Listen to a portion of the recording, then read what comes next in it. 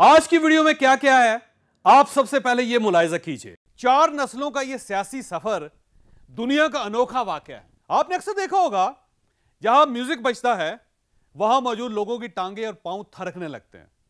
आपने कभी सोचा ऐसा क्यों होता है? आप अगर खिलाड़ी बनना चाहते हैं तो फिर आपको क्या करना चाहिए? इस खेल में इंसान को भूख भी काटना पड़ती है, जुल्म भी बर्दाश्त करना पड़ते हैं और जेल के नंगे और सख्त फर्श पर सोना भी पड़ता है।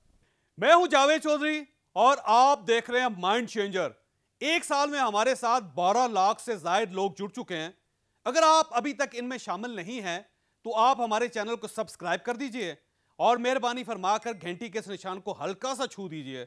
मुझे यकीन है इंशाल्लाह इंशाल्लाह इंशाल्लाह ये चैनल आपका मुकद्दर बदल देगा। नेहरू खानदान इंडिया की सबसे बड़ी पॉलिटिकल फैमिली था। आज इस खानदान की चौथी नस्ल इंडिया की सियासत में अहम पोजीशन पर मौजूद है। खानदान के पहले फर्द जवाहरलाल नेहरू 1947 में इंडिया के वजीर-ए-आज़म बने। उनके बाद उनकी बेटी इंदिरा गांधी वजीर-ए-आज़म बनी। उनके बाद इंदिरा गांधी का बेटा राजीव गांधी वजीर-ए-आज़म बना और राजीव गांधी के बाद उनकी बीवी सोनिया गांधी इंडिया की रूलिंग पार्टी की सरबराह बने और इसके बाद सोनिया गांधी की बेटी और बेटा सियासत के मैदान में आए। 4 नस्लों का यह सियासी सफर दुनिया का अनोखा वाकया है। नेहरू खानदान कश्मीर के पंडित घराने से ताल्लुक रखता था। जवाहरलाल नेहरू के वालिद मोतीलाल नेहरू कश्मीर से इलाहाबाद शिफ्ट हुए और उन्होंने इलाहाबाद की नहर के किनारे एक शानदार हवेली बनाई और लोगों ने इस नहर की वजह से उन्हें नेहरू कहना शुरू कर दिया और यह लफ्ज बाद-ए-ज़ां इस खानदान का हिस्सा बन गया। मोतीलाल नेहरू कारोबारी शख्सियत थे। वो एक वक्त में इंडिया के अमीर तरीन शख्स भी समझे जाते थे। उनके बेटे जवाहरलाल नेहरू ने दौलत, आसूदगी और आसाइश में आंख खोली। वो 1916 में लंदन से आला तालीम लेकर हिंदुस्तान लौटे और उन्होंने 1917 में कांग्रेस ज्वाइन कर ली। उनके वालिद को जब उनकी सियासत में आने की खबर मिली तो उन्होंने फौरी तौर पर जवाहरलाल नेहरू के कमरे से बेड, कुर्सी और मेज उठा दी और उनके तमाम नौकर चाकर, गाड़ियां और रुपए पैसे जब्त कर लिए। जवाहरलाल नेहरू को इसकी इत्तला मिली तो वो वालिद के पास है और कहा, क्या आप मुझसे खफा है? मोतीलाल नेहरू ने बेटे को जवाब दिया, बेटा हरगिज हरगिज नहीं, मैं बस तुम्हें आने वाले हालात के लिए तैयार कर रहा हूं। यह याद रखो, सियासत दुखों, मुसीबतों और तकलीफों का खेल है। इस खेल में इंसान को भूख भी काटना पड़ती है, जुल्म भी बर्दाश्त करना पड़ते हैं और जेल के नंगे और सख्त फर्श पर सोना भी पड़ता है। मैंने तुमसे ये सारी सहूलतें इसलिए वापस ले ली हैं कि तुम्हें सख्ती, किल्लत और तकलीफ की प्रैक्टिस हो जाए ताकि कल को तुम्हें नरम बिस्तर, बड़ी हवेली, बड़ी गाड़ी और बैंक बैलेंस के लिए असूलों पर कंप्रोमाइज ना करना पड़े। जवाहरलाल नेहरू को शुरू में वालिद की इस बात से इख्तलाफ था, लेकिन 1921 में जब वो पहली बार जेल गए तो अपने वालिद की विजडम के कायल हो गए। नेहरू 1947 तक 9 बार जेल गए और वालिद की ट्रेनिंग की वजह से उन्होंने जेल में कभी किसी सख्ती, किसी तकलीफ और किसी सहूलत की कमी का शिकवा नहीं किया।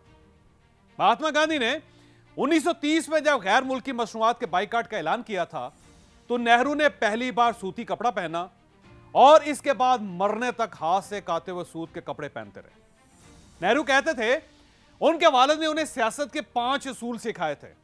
1, अपने आप को लालच से इतना पाक कर लो कि तुम्हें कोई शख्स खरीद ना सके। दूसरा, सियासत सख्ती, तंगी, मुश्किल, जेलों और जलावतनियों का नाम है, तुम इसके लिए हर वक्त तैयार रहो। 3, सियासत पेशा नहीं है, इबादत है। इसे इबादत की स्पिरिट के साथ करोगे तो ही कामयाब होगे। मैं आगे बढ़ने से पहले आपको चंद लम्हों के लिए रोकूंगा।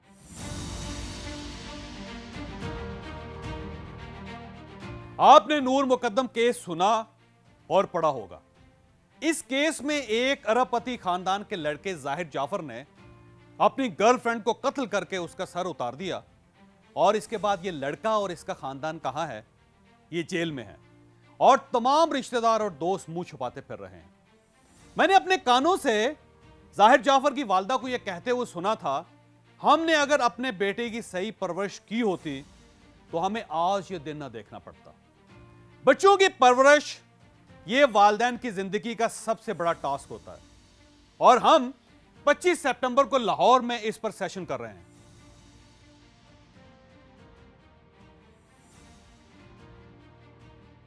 आप अपने बच्चों को हैंडल कैसे कर सकते हैं, बच्चों के लिए तालीम कितनी और कहां तक जरूरी है, बच्चों के साथ वालिदैन के ताल्लुकात कैसे होने चाहिए, आप बच्चों को 12 साल की उम्र में प्रैक्टिकल लाइफ में क्यों और कैसे डालें, आप अपने बच्चों को कामयाब कैसे बना सकते हैं, आप इन्हें बिजनेस पर कैसे तैयार कर सकते हैं, और आप इन्हें बुरी आदतों और बुरे दोस्तों से कैसे बचा सकते हैं।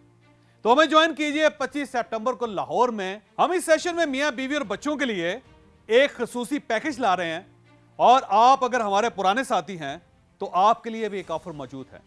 आप सोनिया और हारस सती से इन नंबर्स पर रब्ता कीजिए और अपनी सीट आज ही बुक करवा लीजिए।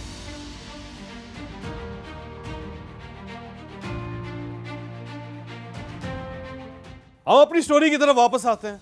4, अपने और अपने खानदान का नाम तारीख में लिखवाना चाहते हो तो अपना नाम गरीबों, बेबसों और मस्कीनों के दिलों पर लिख दो। तुम्हें गरीब क़यामत तक मरने नहीं देंगे। और 5, बेटा सियासत जुर्रत और बहादुरी का काम, इसमें कमजोर और बुज़दिल लोग नहीं ठहर सकते, चाहे हमेशा दलेर रहना। हम जवाहरलाल नेहरू की इस कहानी से क्या सीख सकते हैं? हम ये सीख सकते हैं कि दुनिया के हर पेशे का कोई ना कोई लाइफस्टाइल होता है, और आप जब तक वो लाइफस्टाइल अडॉप्ट नहीं करते आप उस वक्त तक कामयाब नहीं होते। मसलन आप अगर खिलाड़ी बनना चाहते हैं तो फिर आपको क्या करना चाहिए? आपको अपना मैक्सिमम टाइम ग्राउंड और खिलाड़ियों में गुजारना चाहिए।